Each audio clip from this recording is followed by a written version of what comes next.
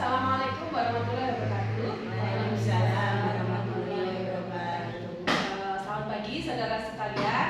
Mohon izin perkenalkan, saya Windarti dari RPL UPP Psikologi. Pada hari ini akan melakukan tes psikologi kepada saudara sekalian atau yang biasa dikenal dengan psikotes. Meskipun ini judulnya adalah tes psikologi, tapi ini bukan semacam tes gitu. Kalau tes itu kan harus ada lulus atau tidak lulus gitu. Tapi ini adalah asesmen psikologi dari saudara-saudara sekalian berkenaan dengan pekerjaan yang saat ini saudara emban.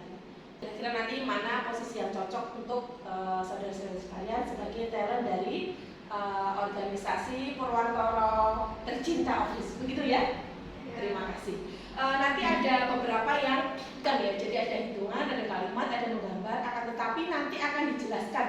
Masing-masing akan dijelaskan, akan dibagi kertas, akan dijelaskan bagaimana cara mengerjakan.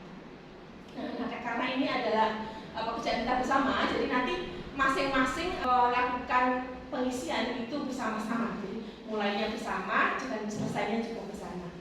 Seperti itu. Apakah ada yang mau ditanyakan?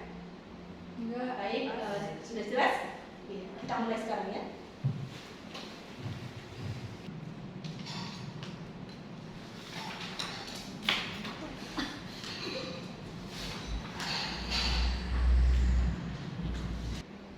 Nah, untuk pengisian bisa menggunakan dengan ballpoint, bisa dengan pensil, kecuali untuk nanti yang akan saya sampaikan mana yang harus memakai pensil gitu. Tidak boleh ada menghapus dan tidak boleh ada penggaris. Nah, sekarang untuk memulai nanti kan dengan lembar riwayat hidup ya. Jadi riwayat hidup ini bukan bagian dari rangkaian tesnya, akan tetapi pengisian data sesuai dengan profil talent semuanya ini, saudara sekalian. Jadi kita berhitung dulu untuk menentukan nomor pemeriksaannya nanti. Bisa mulai dari Mbak Edi ya? Boleh 1, 2 gitu. 1, ini 2, 3, 4, 5. Nah, jadi nanti nomor pemeriksaannya itu urutannya berdasarkan yang tadi disampaikan. Nah, bisa dimulai dari lembar riwayat hidupnya. Tuliskan di kanan atas. Di kanan atas, sini, di kanan atas. Itu formatnya nomor sesuai yang tadi disampaikan, kemudian garis miring 1, Romawi 1. Ini bulan Januari, jadi Romawi 1, garis miring UBPK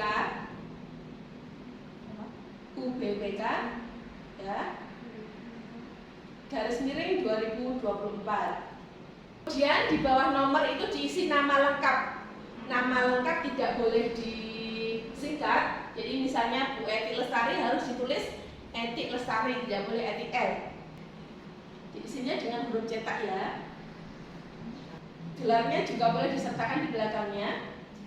Jadi nama lengkap, tulis huruf cetak, koma, kemudian gelarnya sesuai dengan yang dimiliki. Maksudnya huruf cetak semua. Ya, betul.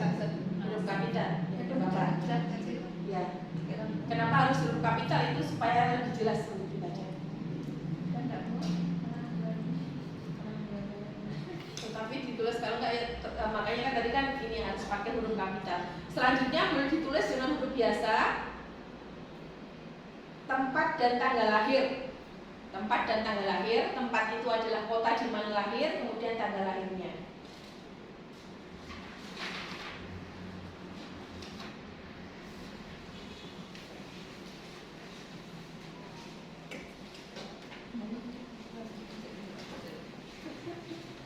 Sudah. Kemudian jenis kelamin. Kalau yang sudah tersedia itu dicoret yang tidak perlu. Laki-laki atau perempuan, coret yang tidak perlu. Kemudian agama juga dicoret yang tidak perlu. Kemudian status, menikah atau belum menikah. Kemudian alamat, tuliskan alamat lengkap beserta dengan nomor telepon.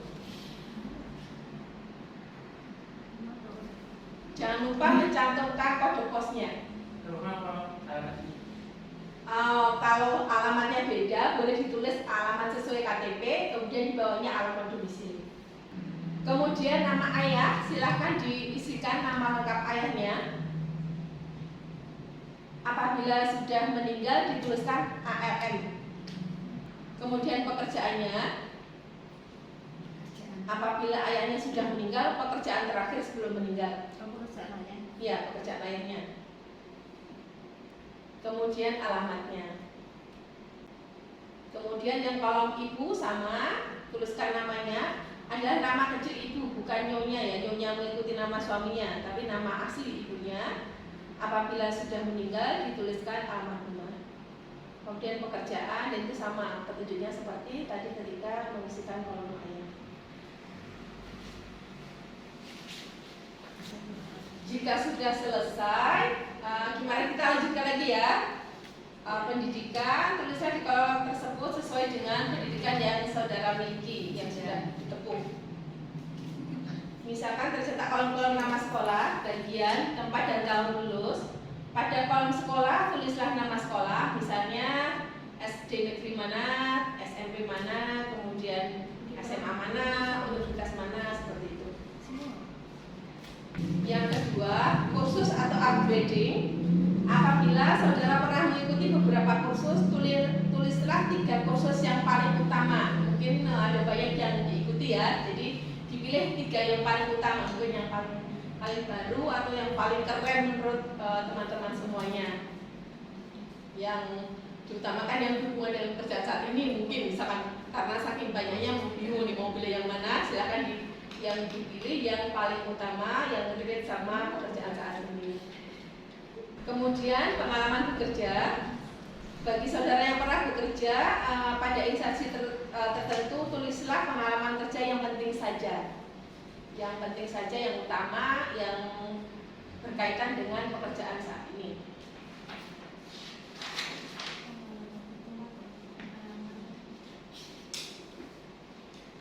Sudah? Selanjutnya yang keempat, kehidupan berorganisasi. Bagian ini hanya diisi kalau saudara pernah aktif dalam suatu organisasi, baik di dalam maupun di luar sekolah atau kampus. Misalnya. Kemudian olahraga. Di bagian ini ada pengertian aktif dan pasif. Yang dimaksud dengan aktif adalah bahwa olahraga itu sampai dengan saat ini masih sering dilakukan. Dan tuliskan macam olahraga yang saudara lakukan, dan di belakangnya tulislah aktif atau pasif dalam tanda kurung. Jogging, voli, karate boleh. Jalan sana di Jumat. Ya jalan voli kan jogging tiap hari Jumat. Ya kalau di sini aja Jumat sehat ya. Jumat sehat boleh ditulis. Kemudian ketujuh, kegemaran atau hobi. Yang dimaksud dengan kegemaran atau hobi adalah kegiatan produktif yang saudara lakukan pada waktu senggang. Misalnya memasak, berkebun, boleh, jalan-jalan, giling.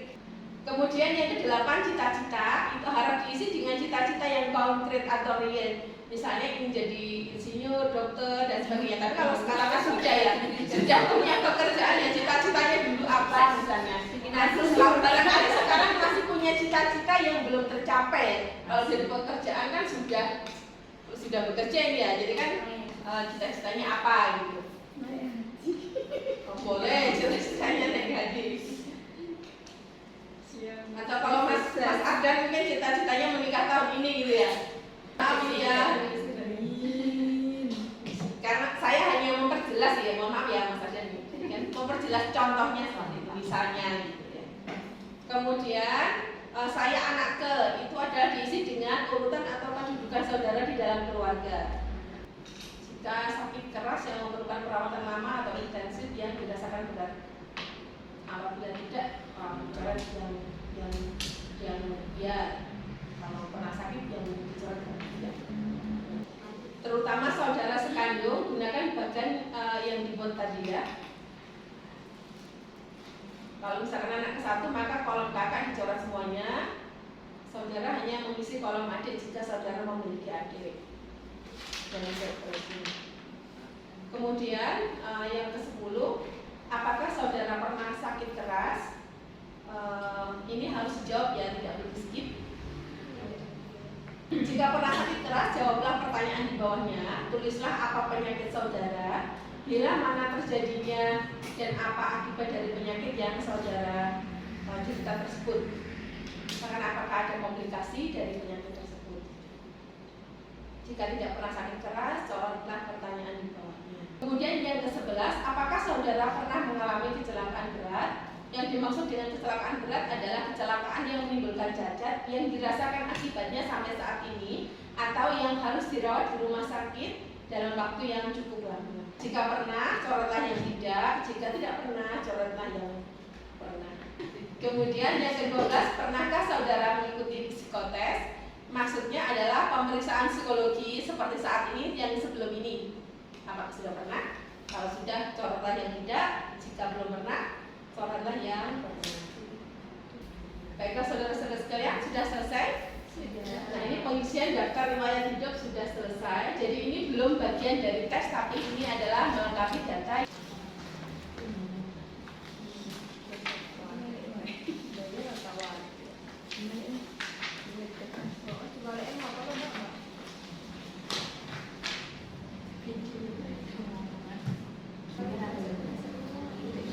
Di meja saudara sudah saya letakkan kertas kosong. Di sebelah kanan silahkan tuliskan nomor, nama, tanggal lahir, jenis kelamin, dan tanggal pemeriksaan. Nomornya seperti urutan yang tadi. Nomor adalah nomor pemeriksaan yang tadi sudah disebutkan. Kemudian namanya nama lengkap, tanggal lahirnya adalah tanggal, bulan, dan tahun lahir saudara. Jenis kelamin, lingkarilah huruf L atau P sesuai dengan jenis kelamin saudara. Kemudian tanggal pemeriksaan adalah tanggal hari ini. Sebutkan tanggal, bulan, dan tahunnya. Kalau sudah selesai, letakkan pensilnya dan perhatikan di depan. Sekarang baliklah ke kertasnya yang sudah ditulis, kertasnya dibalik. Nah, sekarang kertas kosong itu adalah milik Anda semuanya, masing-masing.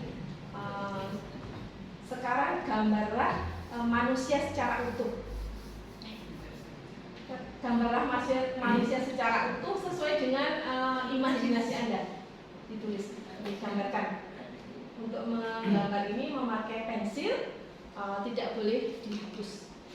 Silakan. Kertasnya miring atau berdiri? Kertasnya miring atau berdiri, terserah, monggo. Silakan. Apa? Gambar aja menurut imajinasi. Digambar yang lengkap.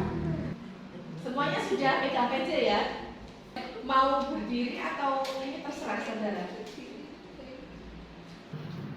Baik, waktunya habis. Semua alat tulis diletakkan sesuai kesepakatan kita tadi. Mulai bersama-sama, selesai juga bersama-sama.